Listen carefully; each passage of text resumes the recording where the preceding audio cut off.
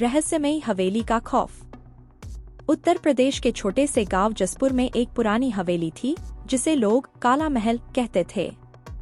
यह हवेली पिछले 50 सालों से वीरान पड़ी थी।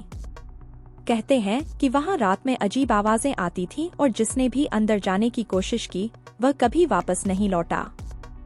राहुल वर्मा, एक युवा इंजीनियर जो महानगर में पला बढ़ा था, अपनी नौकरी के सिलसिले में जसपुर आया। वह आधुनिक विचारों का आदमी था और भूत प्रेत जैसी चीजों पर यकीन नहीं करता था। एक दिन गांव के चाय वाले रामू काका से उसने हवेली की कहानी सुनी।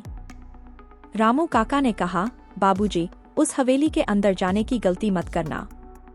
वहां भूतों का बसेरा है। रात में अजीब चीखें आती हैं। राहुल हंसते हुए बोला, काका, यह सब पुरानी बातों का वहम है।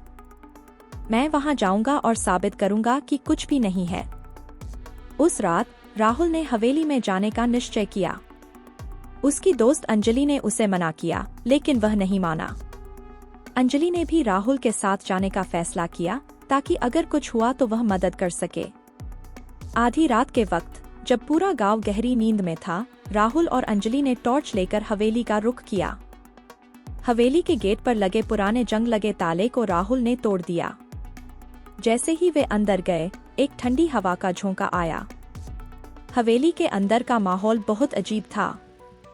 दीवारों पर पुराने खून के धब्बे, टूटे हुए फर्नीचर और हर जगह मकड़ियों के जाले थे। जैसे ही वे हवेली की पहली मंजिल पर पहुंचे, उन्होंने दरवाजे के पीछे किसी के कदमों की आवाज सुनी। अंजलि डर के मारे कांप रही थी, लेकिन राहुल ने कहा, डरने की कोई बात नहीं, शायद यह हवा का खेल है।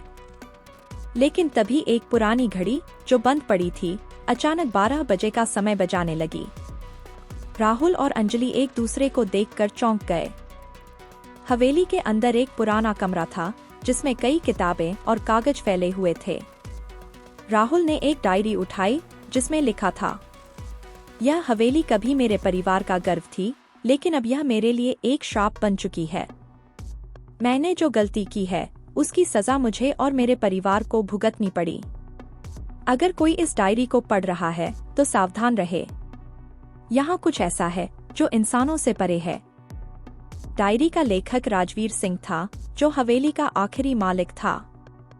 जैसे ही राहुल ने डायरी को पलटना शुरू किया, हवेली के सभी दरवाजे अपने आप बंद हो गए।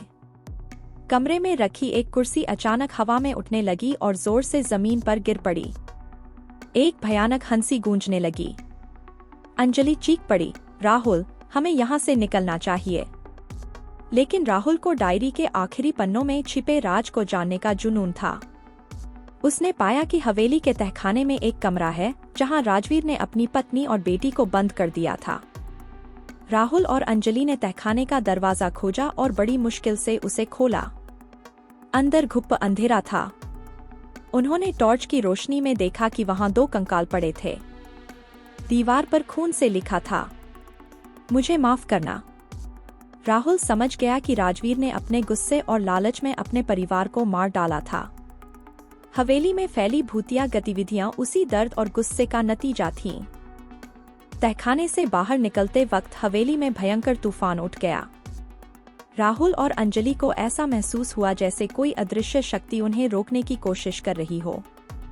राहुल ने डायरी को वहीं छोड़ने का फैसला किया। जैसे ही उन्होंने डायरी रखी, हवेली का माहौल शांत हो गया। वे जैसे तैसे बाहर निकले। सुबह होने तक वे गांव लौट आए। राहुल और अंजलि ने हवेली के बारे में पुलिस को बताया।